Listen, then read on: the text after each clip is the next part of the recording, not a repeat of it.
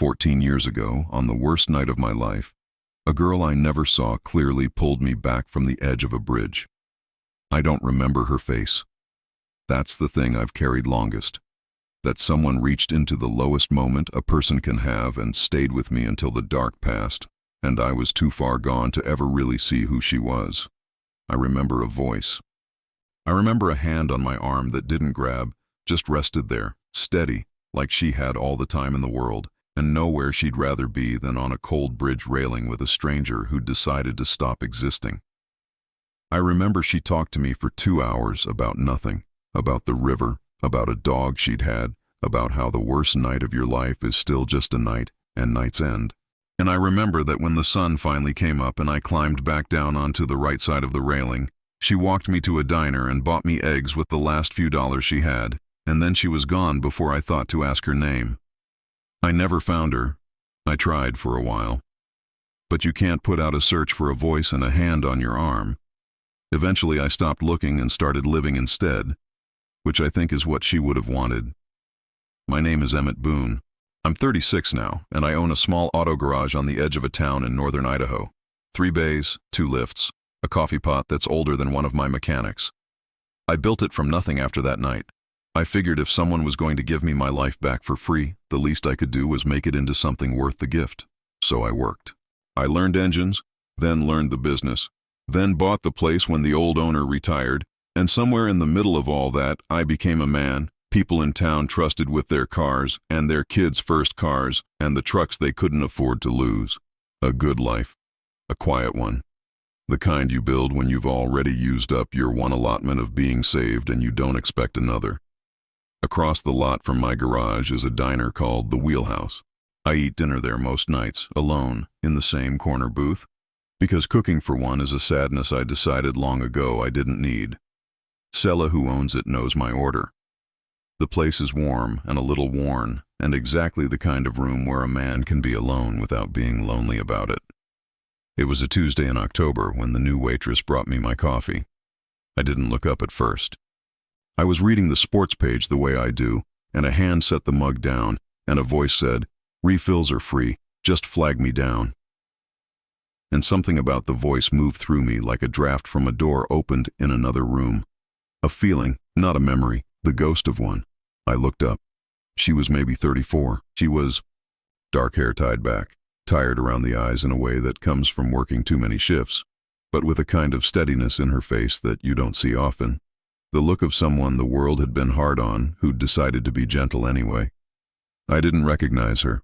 I want to be clear about that, because it's the part I'm least proud of. I looked right at the woman who'd saved my life, and I did not know her. But she knew me. I saw it happen. I saw her go still, the coffee pot in her hand, her eyes moving over my face the way you read a word you haven't seen in years. And then she did something strange.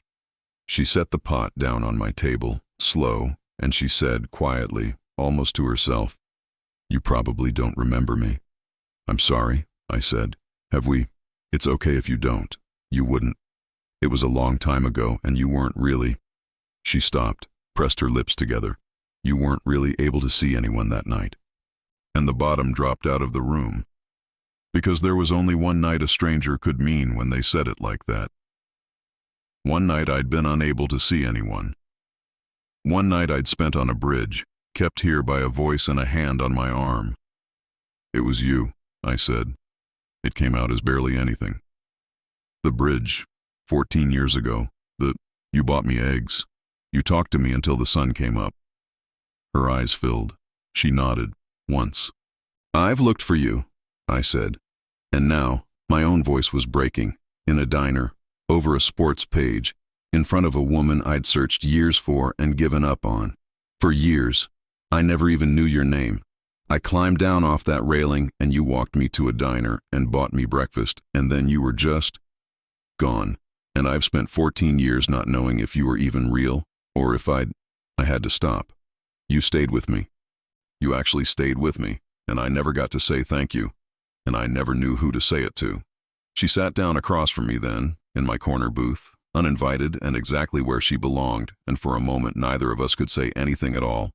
Her name was Junia Hale, and over the next hour, While her shift went on around us and Sela quietly told the other tables she'd be a few minutes, Junia told me the part of the story I'd never known, the part where the person who stays for you is sometimes carrying their own weight too. She'd been 19 that night, younger than I'd ever imagined. She'd been on that same bridge for her own reasons, not on the railing, she said, but sitting with her own grief, in the way you go somewhere high and dark when your own life has gotten too heavy to hold at ground level. Her mother had just died. She had no money, no family left, no idea what came next. And she'd come to the bridge to sit with all of that, and instead she'd found a man on the wrong side of the railing, and she'd set down her own weight to deal with his. "You think I saved your life," she said, "but I've never told anyone this. Staying for you saved mine too. I came to that bridge with nothing left, Emmett, and then there you were, needing someone to stay, and I had a reason to stay, and staying for you was the only thing that got me through staying for myself. We talked all night because I needed it as much as you did. I bought you eggs with my last few dollars because feeding someone was the only thing that made me feel like I still had a reason to be here." She wiped her eyes. "I didn't save you. We stayed for each other. And then I left before sunrise because I was 19 and broke and ashamed, and I didn't want you to know that the girl who talked you back over the railing had nowhere to sleep that night herself." I sat there and looked at her, this woman who'd carried her own version of that night for 14 years, who'd let me believe I was the only one helped, who'd been a steady hand to me and a frightened kid to herself, both at once, the whole time. "Where did you go?" I asked. "After." Her life, it turned out, had been hard in the long, grinding way that doesn't make a story so much as a wearing down.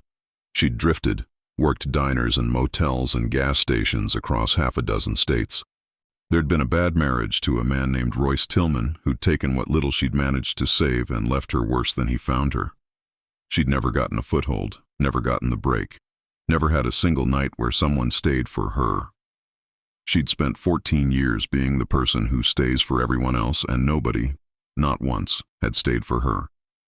She'd drifted into our town 3 weeks ago, taken the waitressing job because Sela was the only one hiring. She hadn't known I was here.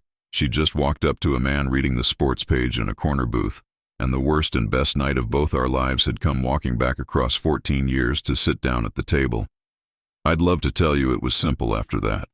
It mostly was. But there's always something, and our something was the shape of Junia's whole hard life, which had taught her not to let anyone stay, because here's what happened in the weeks after. I tried to give back, clumsily, the way a grateful man does. I knew she was barely scraping by. The waitressing didn't cover much, and she was sleeping in a room above the laundromat that wasn't fit for sleeping, and I had a life she'd helped build without ever knowing it. So I tried to help, fixed her wreck of a car for free, found reasons for her to come by the garage, slipped Sela money to put toward Junia's tab without her knowing. And Junia, who had spent 14 years being the one who gives and never the one who receives, did the thing wounded people do when kindness finally comes for them. She got suspicious of it. She pulled back. Because the one man in her hard life who'd ever taken from her, Royce, had also come on kind at the beginning, and she'd learned to read kindness as the first move in a longer con. "I know what you're doing," she said one night, after she found out about the tab. Her voice wasn't angry, just tired and braced. "Paying Sela, fixing my car. You feel like you owe me. For the bridge." She shook her head. "I don't want to be a debt you're paying off, Emmett. I spent 3 years being something a man managed. I'd rather scrape by free than be comfortable and owned." And I understood then that the thing between us wasn't going to be fixed by my gratitude. My gratitude was in fact the problem, because to a woman who'd been used, being someone's debt and being someone's mark feel like the same trap. So I stopped trying to pay her back, and I told her the truth instead. "You're right," I said. "I have been trying to pay you back. And I'm going to stop because you're right that it's an insult, even though I didn't mean it as one." I sat down across from her in the booth, the same booth. "But I need you to hear the actual truth, because you've decided it's about the bridge, and it stopped being about the bridge weeks ago." I took a breath. "I'm not fixing your car because I owe you for 14 years ago. I'm fixing your car because I can't stand the thought of you driving around in something that might leave you stranded on a cold road, because somewhere in the last 3 weeks, the worst night of my life turned into the best thing that ever walked back into it. I don't want to pay you back, Junia. I want to stay, the way you stayed for me. Not because I owe it, because I finally got the chance to be the one who stays for you, and nobody ever has, and I'd rather do that than anything else I can think of. She started to cry then. The quiet kind. The kind a person does when they've waited 14 years to hear something and stopped believing they ever would. Nobody stays for me, she whispered. That's not how my life works. I'm the one who stays. I'm not the one who gets stayed for. Your life's about to start working different, I said, if you'll let it. Royce Tillman surfaced once near the end of that winter, the way these men do when they hear through the grapevine that the woman they discarded might be doing better without them. He'd heard somehow that Junia had landed somewhere, that there was a man, a business. He came into town with the old smile and the old hunger, and he found her at the diner one evening, and he turned the charm on in front of a half-full room. Junia, baby, I've changed. I've been looking for you. We were good together. You remember how good. Playing it loud enough for an audience, the way men like him do when they want to make a woman feel she has no graceful exit. I was in my booth. I started to get up, but Junia put her hand up, not at me, at Royce. And she didn't need rescuing this time, and she didn't need me to vault across the diner, and she made that clear by handling it herself, steady as the night she'd handled me. Royce, she said, and her voice carried, calm and final. You took everything I had and left me on a curb in Spokane with $40 and a busted suitcase. You don't get to walk into the one place I've ever felt safe and call it, we were good together. She set down the coffee pot. I've spent my whole life being the person who stays for everyone, including you, long past when I should have. I finally found a place full of people who stay for me, and you're not one of them. You never were. So you can finish your coffee, and you can leave, and you can take the smile with you, because there's not a person in this room it works on anymore. The diner was quiet. Royce looked around for an ally, a habit men like him have, and found Selah behind the counter with her arms crossed, and me in the booth, and a room full of regulars who'd known Junia 3 months and already liked her more than they'd ever like him. He set down his cup, said something bitter that nobody bothered to hear, and walked out into the cold. He didn't come back. Spite, like I've learned, has a short attention span when it stops being easy. When the door closed behind him, Junia stood in the middle of the diner for a second, shaking a little, the way you do after you've finally said the thing you spent years not saying. And then she looked across the room at me in my booth, and she didn't come to be rescued.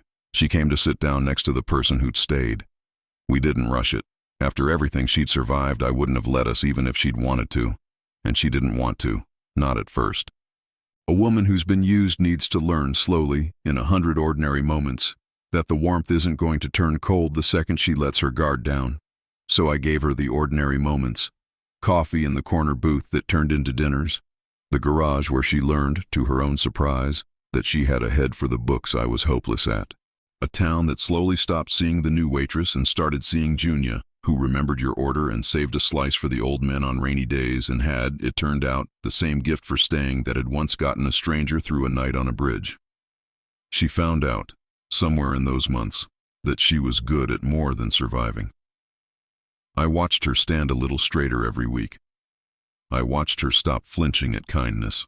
I watched her, one evening, laugh at something so freely that 2 of the regulars turned to look, because they'd never heard it before, and I had to go fix something in the kitchen so nobody would see what the sound did to me. We married the next autumn, a year almost to the day from the Tuesday she set a coffee mug down in front of a man reading the sports page. We did it small, at the wheelhouse, because Junia said the diner was where her real life started. Both of them, 14 years apart, the bridge breakfast and the corner booth. Selah closed the place for the afternoon and decorated it herself. The regulars came. So did a surprising number of people whose cars I'd fixed over the years, who I hadn't known thought of me as a friend until they showed up to watch me marry the waitress. In what passed for my vows, I told her the truth, which was the only thing I'd ever managed to give her that she'd accept. 14 years ago, I said, a girl I couldn't even see clearly stayed with me on a bridge until the worst night of my life turned into morning. I spent 14 years not knowing her name, or her face, or whether she was even real. And then she walked up to my booth with a pot of coffee and said, "You probably don't remember me." I had to stop. Here's what I figured out, Junia. You didn't stay with me that night and then disappear. You stayed, and then you went and lived 14 hard years where nobody ever did the same for you. And you came back to me at exactly the moment I'd finally built a life big enough to stay for you the way you stayed for me. I don't think that's an accident. I think some debts take 14 years to come back around. And I'm going to spend the rest of mine being the person who stays. Junia, in hers, said, I told you on a bridge once that the worst night of your life is still just a night, and nights end. I believed it for you. I never quite believed it for me. She wiped her eyes. I spent my whole life being the one who stays for everyone else, and I made my peace with the idea that nobody was ever going to stay for me.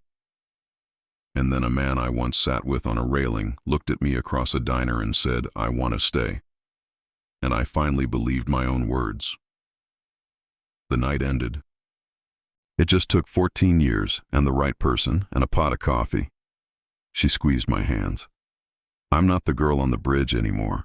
I'm not the woman Royce left on a curb. I'm the person you stayed for. That's who I get to be now. And I'd rather be her than anyone I've ever been. We kept the corner booth. Sela offered us a nicer table for life on the house, and we said no. That booth was where the new waitress set down a pot of coffee and gave a grateful man back the person he'd spent 14 years trying to thank. You don't trade up from a table like that. These days, the garage is busy and the diner is warm, and the room above the laundromat is just a room above the laundromat again, because Junia lives in my house, our house, and there's no flinching left in her when I come in from the shop. She does the books. She still picks up shifts at the wheelhouse sometimes, not because she has to, but because she likes being the person who remembers your order and saves a slice for the old men on rainy days. She's still the one who stays. The difference now is that someone stays for her. People ask how we met. Junia tells them the true version, both halves of it. The bridge and the booth, 14 years apart. He likes to say I saved his life, she says. And maybe I did, on a bridge, a long time ago. But what he doesn't tell people is the part where I was 19 and broke and carrying everything alone that same night, and staying for him was the only thing that got me through it myself. And then she always adds the part that matters. He thinks I rescued him. The truth is we stayed for each other, and then it took us 14 years and a pot of coffee to finish the job. I just had to walk up to his booth and say, you probably don't remember me. Turns out he'd been trying to remember me the whole time. I'd spent 14 years believing I'd used up my one allotment of being helped, and that the most a grateful man could do was build a quiet life worth the gift and never expect another. A waitress with a pot of coffee taught me otherwise. Because being helped was never a thing that happens once. It's a thing two people do for each other, over and over, across whatever years it takes, on a bridge at 19, in a corner booth at 34, and every ordinary morning after. She stayed for me when I couldn't see her face. I get to stay for her now that I can. That's the whole story. A voice and a hand on my arm, 14 years of not knowing, and 4 words across a diner that gave me back the person I'd spent half my life trying to thank. You probably don't remember me. I do now. I always will, and I'm never going to stop staying.